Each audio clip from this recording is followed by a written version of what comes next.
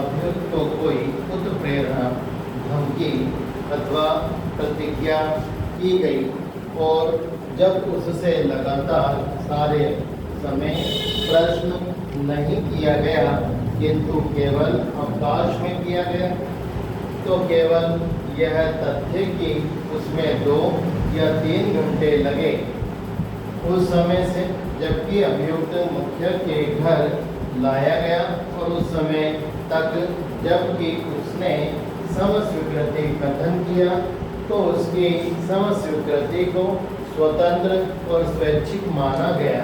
तो यह आशा करना आदेशपूर्ण होगा कि अभियुक्त मारपीट या दबाव का निश्चित सबूत प्रस्तुत करेगा, परंतु उसके द्वारा कुछ साक्ष्य या परिस्थितियों की ओर इशारा करना होगा कि जिसके आधार पर कम से कम इस बात की कल्पना की जा सके कि उसे पीटा गया था या उस पर दबाव डाला गया था।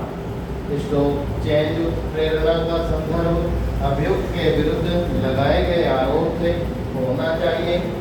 डर और ट को अपने जातीय बंधुओं की पंचायत में धमकी दी गई कि उन्हें जीवन पर्यंत के लिए जाति से बहिष्कृत कर दिया जाएगा यदि वे नहीं बताते कि क्या उन्होंने की हत्या की है। इस पर उन लोगों ने अपराध को समस्वीकार कर लिया। इस समस्वीकृति को बाद में उनके विरुद्ध की हत्या करने की समस्वीकृति के रूप में साबित किया जाना चाहिए था। यह धारण किया गया कि उनके विरुद्ध किसी आरोप के संबंध में कोई धमकी दी गई।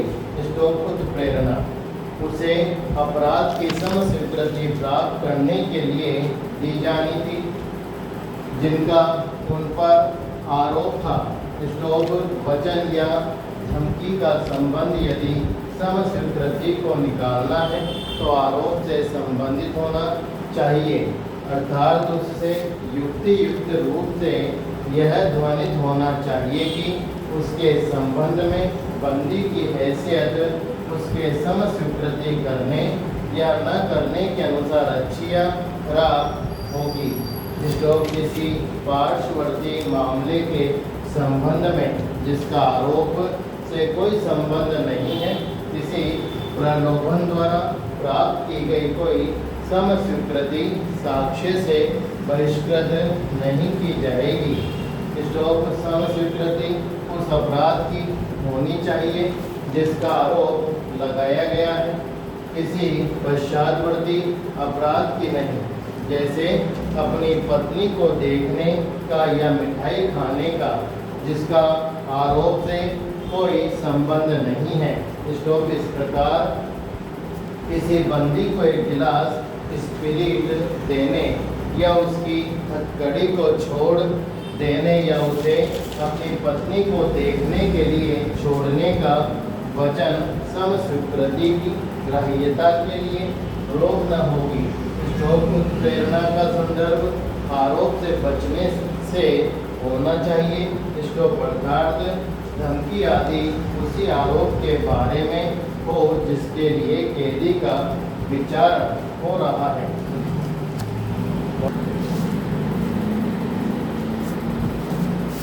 उत्प्रेरणा धमकी और प्रतिज्ञा प्राधिकारवान व्यक्ति की ओर से दी गई हो। उत्प्रेरणा धमकी और प्रतिज्ञा जिसके कारण अभियुक्त अपराध की समस्वीकृति करता है, वह ऐसे व्यक्ति द्वारा की जानी चाहिए जिसके पास अभियुक्त के विरुद्ध कुछ अधिकार हो। इसको वादा करने वाला व्यक्ति, अभियुक्त को धमकी देने वाला व्यक्ति या उसे समस्वीकृति करने के लिए उत्प्रेरित करने वाला व्यक्ति प्राधिकारी व्यक्ति होना चाहिए। यदि अभियुक्त का मित्र उसे समस्वीकृति करने के लिए उत्प्रेरित करता है या उसका कोई रिश्तेदार उससे यह प्रतिज्ञा करता है कि यदि वह समस्वीकृति करता है वह उसे छुड़वा देगा या यदि वह उसे धमकी देता है और अभियुक्त उसके कारण अपना अपराध स्वीकार कर लेता है तो वह कथन धारा 24 के द्वारा बहिष्कृत नहीं किया जाएगा। श्लोक कारण यह है कि इन परिस्थितियों में धमकी, उत्प्रेरणा या प्रतिज्ञा किसी प्राधिकारवान व्यक्ति से नहीं पैदा हुई है। श्लोक यदि सम स्वीकृति पछतावे से या अपराध को स्वीकार करने की इच्छा से की जाती है तो ग्राह्य होती है। श्लोक किंतु यदि किसी प्राधिकारी व्यक्ति द्वारा दी गई आशा या डर से की जाती है तो अग्राह्य होती है। श्लोक यदि अभियुक्त इस आशा से समस्वीकृति करता है कि प्राधिकारवान व्यक्ति उस अभियुक्त के प्रति शिथिल रवैया अपनाएगा तो इस प्रकार की समस्वीकृति अनैच्छिक नहीं कही जाएगी। श्लोक चेंज धारा 24 के अंतर्गत प्राधिकारवान व्यक्ति का अर्थ यह माना गया है कि वह व्यक्ति जो अभियुक्त के विरुद्ध आरोप के विषय में हस्तक्षेप करने का अधिकार रखता है। यदि इस परिभाषा को स्वीकार किया जाए तो प्राधिकारवान व्यक्ति शब्द का अभिप्राय केवल पुलिस से होगा जो अपराध का अन्वेषण करती है और साथ साथ मजिस्ट्रेट से होगा जो अपराध का विचारण करता है। स्टॉप यह दृष्टिकोण बहुत संकुचित मालूम पड़ता है। स्टॉप ऐसा मालूम पड़ता है कि धारा 24 के अर्थ के अंतर्गत प्राधिकारवान व्यक्ति वह होना चाहिए जो अपनी स्थिति के बल पर अभियुक्त के ऊपर किसी प्रकार का प्रभाव डाल सके। इस प्रकार एक पटेल को प्राधिकारवान व्यक्ति माना गया है। गांव का मुखिया, पुलिस का सिपाही, अवैतनिक मजिस्ट्रेट, हत्या निरीक्षक या जिलेदार प्राधिकारी व्यक्ति होते हैं। प्राधिकारवान व्यक्ति की परिभाषा इस अधिनियम में नहीं है। निम्न व्यक्ति इस धारा के अंतर्गत प्राधिकारवान व्यक्ति माने जाते हैं। एक, अपनी छात्राओं के बारे में प्रधानाध्यापिका। 2, अधीनस्थ लिपिक के लिए उसका प्रवर उच्चतम अधिकारी। 3, कंपनी के अधीनस्थ सेवक के लिए कंपनी का प्रबंधक। 4, जमींदार जो पुलिस की जांच में प्रत्यक्ष रूप से जुड़ा है। 5, एक ऑनरेरी मजिस्ट्रेट जो जिलेदार भी है प्राधिकारवान व्यक्ति माना गया।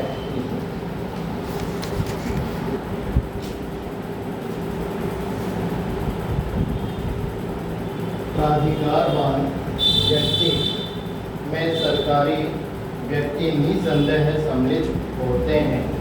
मजिस्ट्रेट उनके कार्यकारी व्यक्ति, उनके लिपिक, पुलिस, जेल के प्राधिकारी, अभियोजक तथा तफ्तीश करने वाले व्यक्ति, उनकी पत्नियां तथा वकील। प्रत्येक ऐसा सरकारी व्यक्ति प्राधिकारवान व्यक्ति माना जाएगा जिसके बारे में अभियुक्त यह समझता है कि वह अभियोजन की कार्यवाही को प्रभावित कर सकता है। यह ध्यान रखना चाहिए कि प्राधिकारी व्यक्ति वही होता है जो कुछ अधिकारों या प्रभावों का इस्तेमाल करता है। धारा 24 के शब्दों के साथ यह सिद्ध करना होगा कि यदि हम कहें कि एक ग्रामीण जो कि गांव में कोई प्रभाव या प्राधिकार का इस्तेमाल नहीं करता है वह भी प्राधिकारवान व्यक्ति है तो यह धारा 24 के शब्द के साथ हिंसा करना होगा। स्टॉक चेंज यह प्रश्न कि वह व्यक्ति जिसके समक्ष समस्वीकृति की गई है क्या प्राधिकारवान व्यक्ति है अथवा नहीं। प्रश्नवाचक इसका निर्णय प्रत्येक मामले की परिस्थितियों पर अभियुक्त की हैसियत को ध्यान में रखते हुए उस व्यक्ति के संबंधों पर निर्भर करता है जिसके समक्ष समस्वीकृति की गई है। तो अपराध का आउटसर्जन केवल उसी अस्पताल की नर्स के संबंध में प्राधिकारवान व्यक्ति है। स्टॉक चेंज एक मामले में वस्तुएं पहले ही बरामद हो चुकी थी और उनके बारे में समस्वीकृति बरामदगी के पश्चात हुई थी। स्टॉक ऐसी समस्वीकृति को ग्रहण नहीं किया गया। स्टॉक उच्च न्यायालय के इस निर्णय को उच्चतम न्यायालय ने सही नहीं बताया। स्टॉक समस्वीकृति को ठुकराने का कोई पर्याप्त आधार नहीं था। स्टॉक यह पहलू समस्वीकृति को संदिग्ध बनाने के स्थान पर ऐसा भी एक गुण माना जा सकता था जिसमें समस्वीकृति को स्वतंत्रता प्राप्त होती थी। स्टॉक जब अभियुक्त ने यह देखा कि जो वस्तुएं उसने छिपा रखी थी वह ढूंढी जा चुकी थी तो हो सकता है कि उसने यह सोचा हो कि इस बात को अब छिपा कर रखना व्यर्थ है। स्टॉक ऐसी स्थिति में वह यह चाह सकता था कि सब कुछ किसी भी व्यक्ति को साफ साफ बता दिया जाए। स्टॉक चेंज दंड प्रक्रिया संहिता की धारा 164 के अधीन मजिस्ट्रेट समस्वीकृति अभिलिखित करने के पूर्व कथन करने वाले अभियुक्त को चेतावनी देगा कि उसका कथन उसके विरुद्ध साक्ष्य के रूप में प्रयोग किया जाएगा। जो आपराधिक विधि शास्त्र का यह सारभूत सिद्धांत है।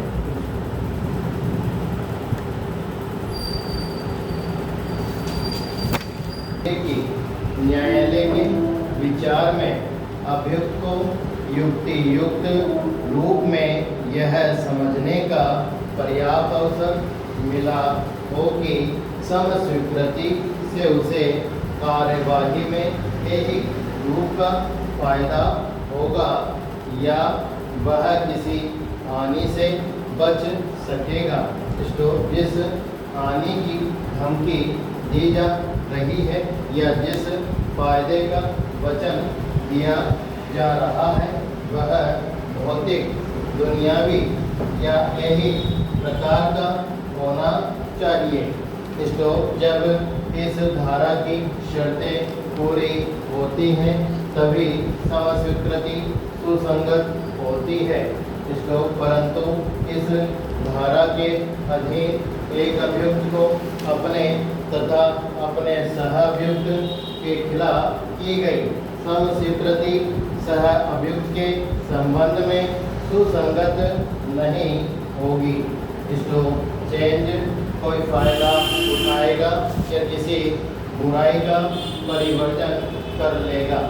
तो जैसा कि ऊपर वर्णित है, न्यायालय की राय में उत्प्रेरणा धमकी या प्रतिज्ञा इस प्रकृति की होनी चाहिए कि वह अभियुक्त को यह आधार देने के लिए पर्याप्त हो कि समस्वीकृति करने से वह कोई फायदा उठाएगा या किसी बुराई का परिवर्तन करेगा।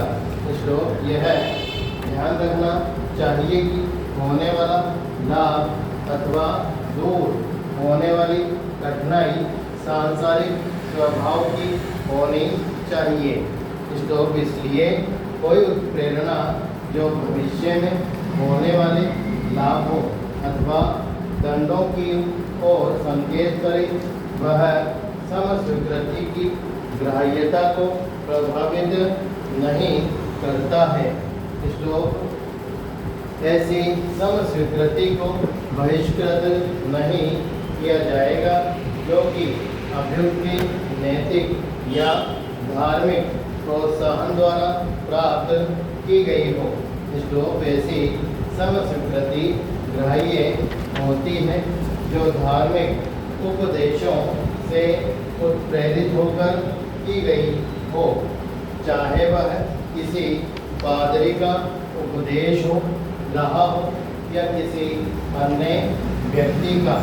श्लोक यह कथन कि तुम्हारे पास अच्छे पुत्र भी हैं, सही बात बता दो, घुटने के बल झुक जाओ और मुझसे तुम ईश्वर के सामने सच सच कहो। आत्मा को अधिक पाप में न फंसाओ, बल्कि सच सच बता दो। श्लोक इस धारा के अंतर्गत नहीं आएंगे। श्लोक कारण इनसे कोई लौकिक लाभ नहीं होता और इसलिए इन प्रलोभनों या धमकियों पर प्राप्त की गई समस्वीकृति को धारा 24 द्वारा अपवर्जित नहीं किया जाता है। श्लोक धारा 24 में प्रयुक्त पदावली अभ्युक्त व्यक्ति द्वारा की गई के अंतर्गत ऐसा व्यक्ति भी शामिल है जो बाद में अभ्युक्त हो जाता है, बशर्ते कि कथन करते समय यह संभाव्य हो कि उसके विरुद्ध आपराधिक कार्यवाही की जाएगी।